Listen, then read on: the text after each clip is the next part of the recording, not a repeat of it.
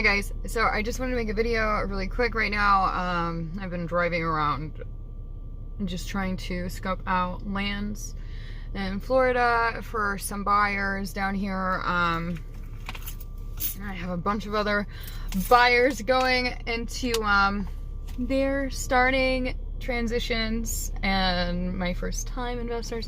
I just have a lot going on, so like my brain is so chaotic and I'm like not stopping working until late at night, and I don't even realize like what day it is anymore because of how much I'm working. It's Saturday, right? Yeah, it's Saturday. So I'm making the video. So while I have you guys here, I just wanted to cover a basis, and that's just basically the definition of an LOI. An LOI stands for a letter of intent, and basically what that means is it's an informal way of opening up negotiations. Usually this is used whenever you're putting in an offer on a multi-unit property, which is usually classified as commercial, over 4 units. I have made a few offers on a few different properties down here in Florida, and that's why I'm on like this big train of, you know, invest. And I'm actually going to be completely honest. I am going to call myself out on the video that I made last time, because I think it's really smart for people to buy their own assets, but I also think there's a spider on my window. Gross. Anyways, I also think that it's smart for people to invest. Sorry, I'm getting wigged out because there's people walking at night, which is good sign. It's a good sign. That means we're in a good neighborhood.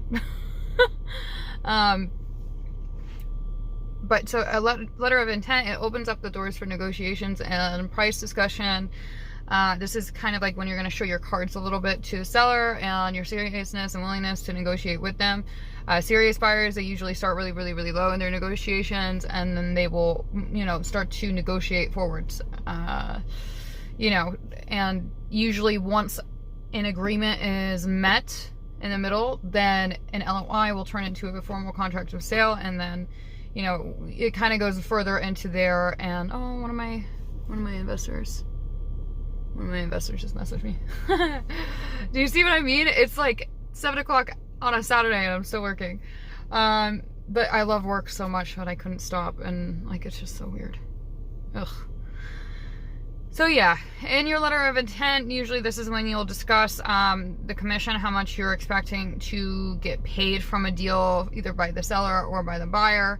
If you're an agent, you really want to make sure that you're on this LOI. You want to make sure that you're on the LOI. You want to make sure that you're, you know, creating the company bios for your investors. Like, they create it, but then you put it on your letterhead, like just to show that there is clear communication. You want to get in writing from your investors that they will pay you whatever your commission is, okay?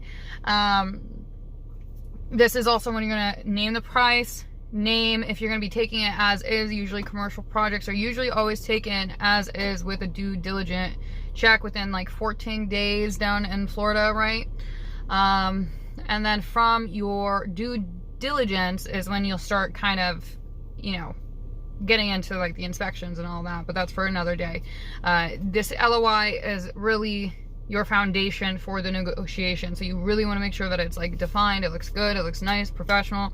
Like, you don't want to be submitting LOI as like a 5th grader and it just be like a couple sentences, like, because you're never going to get it taken seriously. And one of my jobs, right, is to actually create the LOIs for my investors and my developers and all my people who are buying their investment properties. I help them make the LOI. I have a template that I use that has my company's letterhead on it and all of our logos and all of the information from us, and then we have like the pricing, the as is, the due diligence, the closing, the type of financing. We also include the commission, and then I'm pretty sure that's it. We also make sure to note on our LOIs that this is a non-binding offer and that there's no agreement, so it's not formal. So just in case like we start to find out other, you know, pieces of information, we can be like, okay, pizza out, you know, and bounce. And that's also what your inspection time due diligence research is. Never waive your inspections. when you are getting into investments. Don't fucking do it. Don't do it. You're gonna want to make sure that you have proper permit and zoning rules being followed, because if they're not followed, you need to like scoop those up. You want to make sure that everything is just as it is said, okay? Because you don't want to go into a lawsuit after you just buy an investment property. That's such a fucking pain in the butt, and it's gonna be so expensive. So, you know, with that said, you guys, I'm gonna cut this one short, and thank you so much for watching my video. Please sub to my Facebook, YouTube, and make friends with me on LinkedIn and Instagram, Snapchat, and let's hang out, let's talk. Message me with any comments, questions, and I will do my best to answer you all once I'm done running around like a crazy. All right, guys, thank you so much, and have a wonderful rest of your weekend and night. Bye.